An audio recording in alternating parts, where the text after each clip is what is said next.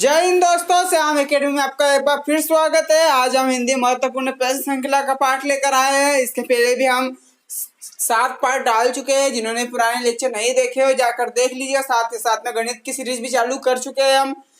बने रहिए। और जिन्होंने लाइक से सब्सक्राइब नहीं किया हो और अगर वीडियो अच्छा लगे तो लाइक से सब्सक्राइब कीजिए। सब्सक्राइब के बाद बेल आइकन भी दबा दीजिए। आगे बढ़ते हैं। आज की सीरीज का पहला क्वेश्चन है कि उर्वरा शब्द के लिए वाक्यांश है। उर्वरा शब्द के लिए वाक्यांश है। ऊसर भूमि, समतल भूमि, बंजर भूमि या उपजाऊ। हम हमेशा जानते हैं कि उर्वरा का मतलब होता है उपजाऊ। तो यहाँ पर देखते से ही हमारा क्वेश्चन का आंसर बन जाता है कि उर्वरा शब्द के लिए वाक्यांश है तो वो होता है उपजाऊ भूमि। तो ठीक इसी प्रकार से हम आगे बढ़ जाते हैं। तो व्याकरण जानने वाला जो व्याकरण को जो जानता है, ये अनेक शब्दों के लिए एक शब्द के लिए यूज होने वाले हम लेकर आए हैं। तो व्याकरण जानने वाला वाक्य के लिए एक शब्द है व्याकरण विशेषज्ञ, व्याकरण पंडित, व्याकरण या व्याकरण ज्ञाता। तो इसका राइट ऑप्शन है, बताइए क्या होगा इसका राइट ऑप्शन। तो इसका राइट ऑप्शन है सी, व्याकरण। दोनों व्याकरण में डिफरेंट है। उसमें आधा वह है, इसमें पूरे वह में आई की मात्रा है। वाई, इसको वह करके हम पढ़ेंगे वह व्याकरण। ठीक है, उधर उधर हो जाता है व्याकरण जानने वाला का क्या हो जाएगा, व्याकरण। हाँ, तो गाल बजाना का अर्थ है क्या होगा, पिटाई करना, गाली देना, डींग हाँकना या क्रोधित होना। तो गाल बजाना का अर्थ है, मुझे पता है बहुत के दिमाग में चलता होगा पिटाई करना, क्योंकि हम अधिकतर कहते हैं सामान्य तौर पर कि मैं तेरा गाल बजा दूंगा। इस प्रकार से हम बहुत से सेंटेंस इनका यूज करते हैं, लेकिन मुहावरों में इनका अर्थ बिल्कुल अलग है।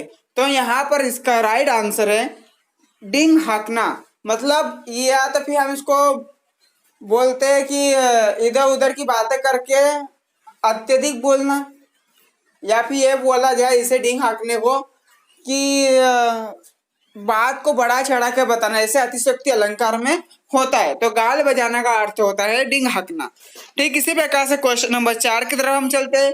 अगर मगर करना, अगर मगर करना, कपट करना, बहाने बनाना, इधर की बात उधर करना या व्यर्थ समय गंवाना। तो इसका राइट ऑप्शन क्या होगा, अगर मगर करना का राइट आंसर होगा बहाने बनाना। आपके ये 16 जो हम क्वेश्चन लेकर आए हैं, इसमें आपका कितने सही गए आप कमेंट बॉक्स में आप मुझे लिखकर बता सकते हैं। 16 में से 13 सही है या 14 सही है। और साथ ही साथ में हम आप आगे बढ़ते हैं। 5वां क्वेश्चन हमारा, शुद्ध शब्द कौन सा है, सच्चिदानंद, सच्चिदानंद या सच्चिदानंद या सच्चिदानंद।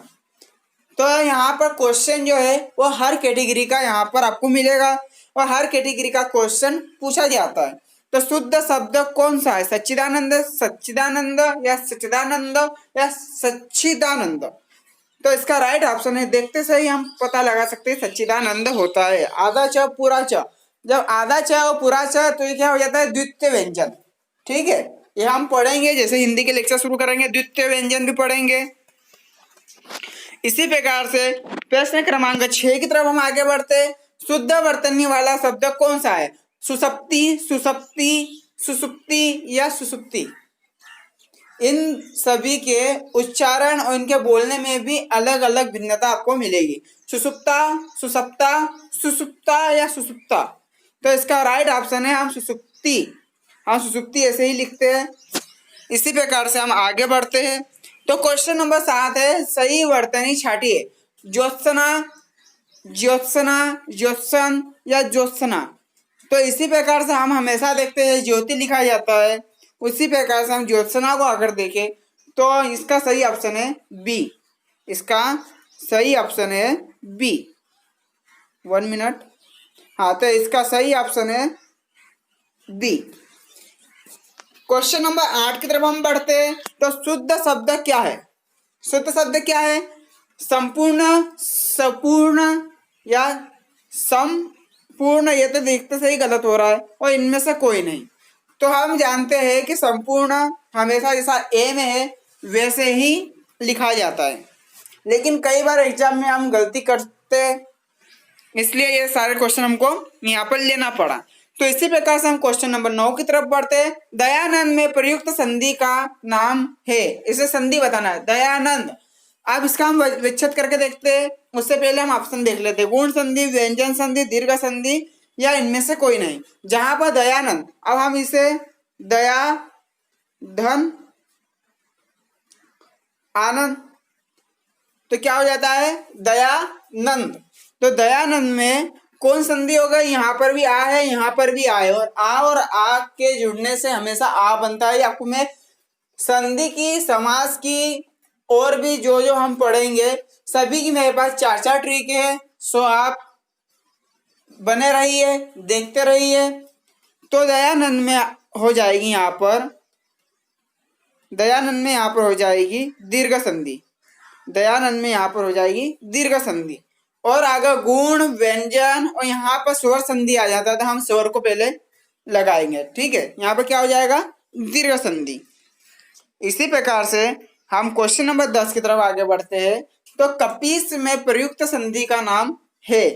कपीस में प्रयुक्त संधि का नाम है वृद्धि संधि, विसर्ग संधि, व्यंजन संधि या दीर्घ संधि। जैसे कि हम जानते हैं कपीस, अब इसे हम बनाकर देखते हैं। कपि धन इस, तो यहाँ पर भी ई बनकर बड़ी ई बना रहा है। तो बड़ी ई जब बना रहा है और यहाँ पर भी ई है और यहाँ पर भी ई है, तो दोनों तरफ ई है, तो दोनों के ई के मिलने से कौन शब्द बनेगा, कौन संधि हो जाएगी, तो संधि हो जाएगी यहाँ पर दीर्घ संधि। इसी तरह से हम आगे बढ़ते हैं। सदैव में प्रयुक्त संधि का नाम है। सदैव को हम कैसे लिखते हैं, सदा धन एव, सदा धन एव, सदैव।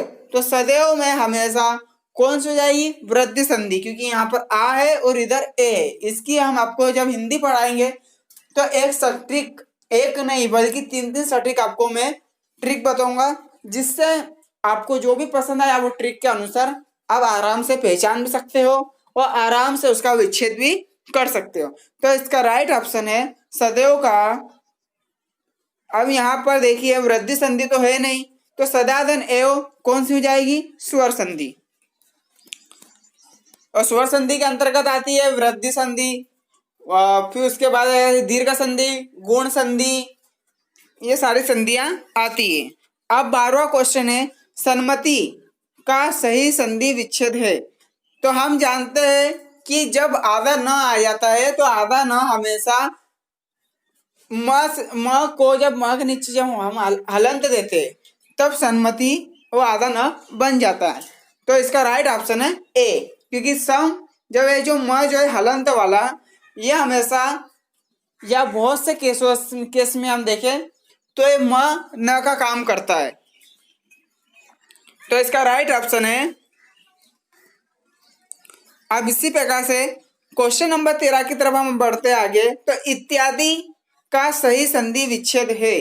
तो इत्यादि का इति धन आदि ये सब हम जानते हैं, ये सब हमारे रेगुलर के शब्द है। तो इति धन आदि बराबर होता है इत्यादि। तो देखते से स्पष्ट हो रहा है कि इसका आंसर होगा बी। इसी प्रकार से हम क्वेश्चन नंबर 14 की तरफ बढ़ते हैं। निम्नलिखित में कौन सा शब्द वृद्धि संधि का उदाहरण नहीं है। यहाँ पर नहीं है की बात करी है, तो ध्यान रखिए सदैव।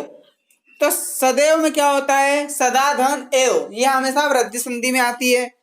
परम धन परमो उदय, परमोदार्य, यह भी हमेशा वृद्धि संधि में होती है।